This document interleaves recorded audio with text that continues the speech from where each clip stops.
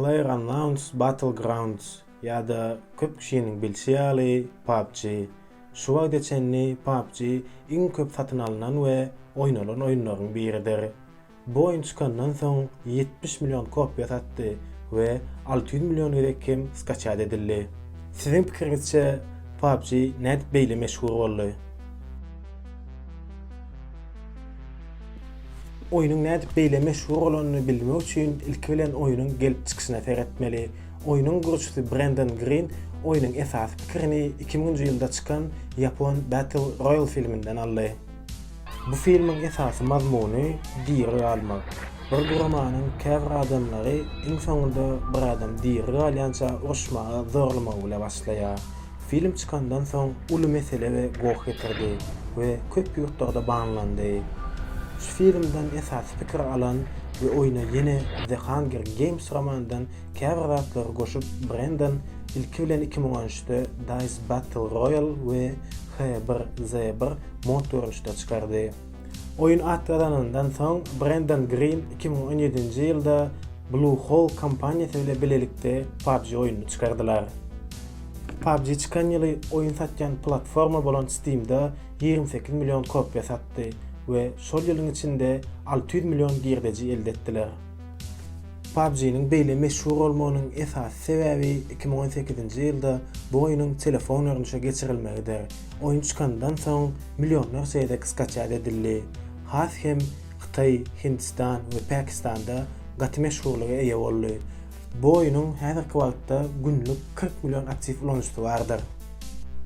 PUBG Mobile'ın beýle meşhur bolmagynyň esas sebäpleri nämedi? Bularyň ilkinji sebäpleriniň biri oýunçularyň öz aralarynda gürleşip we gatnaşyp bilmegidir. No. Trust me, I'm super good at this game. Yeah, I'm pretty good too sometimes.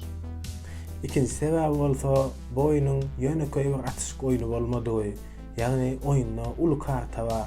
Kartada bir näçe agaçlyk ýerler, derýalar, beýikli strategik ýerler bar.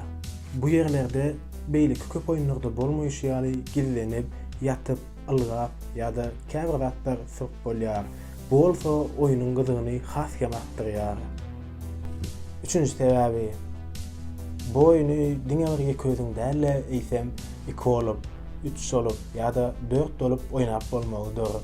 Bu oyunda biz öz dostlarymyz bilen arkaýyn gürleşip gatnaşyp bilýäris.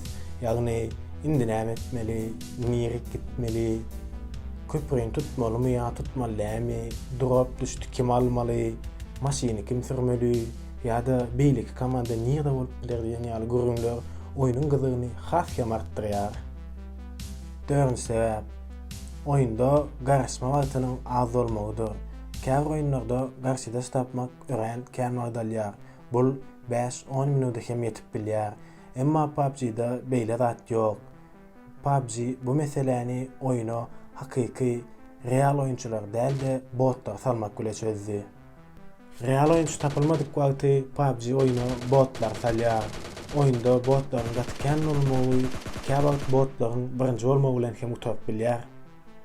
5-nji sebäp Battle Royale konsepti häli hem bellek geçişimiz ýaly adyny Japon filminden alan bu mod filmde hem bolşy ýaly esas zat diýeri almak.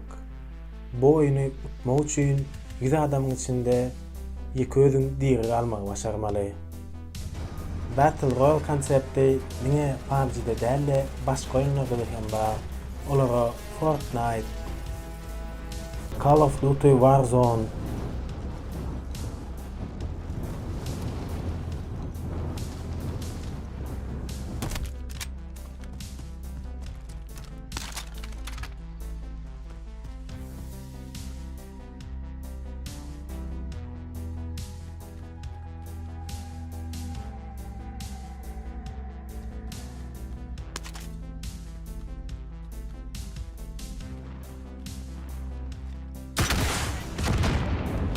ve Apex Legends oyunlaryny mysal etip bolar.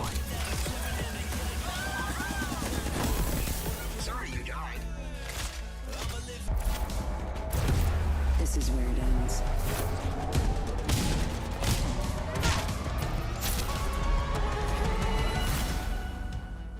6-njy sebäbi Winner, winner, chicken dinner. Haçanna oyunu töňüzde şuhat öňüňizden çykýar. Bu bolsa oyuna öz bolşuly bir gyzyk goşýar. PUBG'nin beýle gyzykly we özüne çekici bolmagynyň çağlar we ýaşlar üçin elbetde täsirleri bar. Oyunun beýle bolmagy ýaşlar oyunun öňünde köp wagtlar geçirmegini eltýär.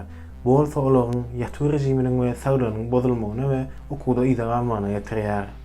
Bu mesele we beýleki käbir howpsuzlyk meseleler sebäpli PUBG Hindistanda, Hytaýda, Iranda, Izrailda we käbir beýleki ýurtlarda oýnamagy gadagan edildi. Emma oyunun köp ýurtlarda banlanmagy onuň beýle meşhurlygynyň we aktivliginiň öňüne alyp bilmedi. Oyunçular VPN bilen bu oyun oynamagyny dowam etdirýärler. Şu wagt günlük 40 milyon aktif ulanjysy we 5 milyon dollara ýakyn girdisi bolan PUBG ýatdan çykmajak oyunlar bolan Counter-Strike, GTA San Andreas we ýaňy ýakynda meşhurlyga ýa bolan Clash of Clans'yň ýanyna adyny ýazdyrymagy başardy. Brandon Green 13 martda Twitter hesabynda şeýle sözler paýlaşdy. Gadyral oyunçular, durmuşymyň soňky 5 ýyly tutuşup Battle Royale oyunlary bilen geçdi. İlkinji günden bäri bir modyň üstünde işledim. Ýagny bir şans gazanmak üçin. Tejribelerimiň netijesinde PUBG ortaga çykdy. Bu meniň üçin ören gowsyna boldy we oyunumyz meniň hiç pikir etmediğim derejede meşhurlyga eýe boldy. Oyunun meşhurlygynyň artýanyny görmek meniň üçin hakykata öwrülen bir düş ýaly. Siz fanlarymyza we PUBG toparyna näçe tag bolsaň aýtsam hem azdyr. Men hem oyun oynamak isleýärin. PUBG'de görüşürüz. Enemies ahead! Mystery.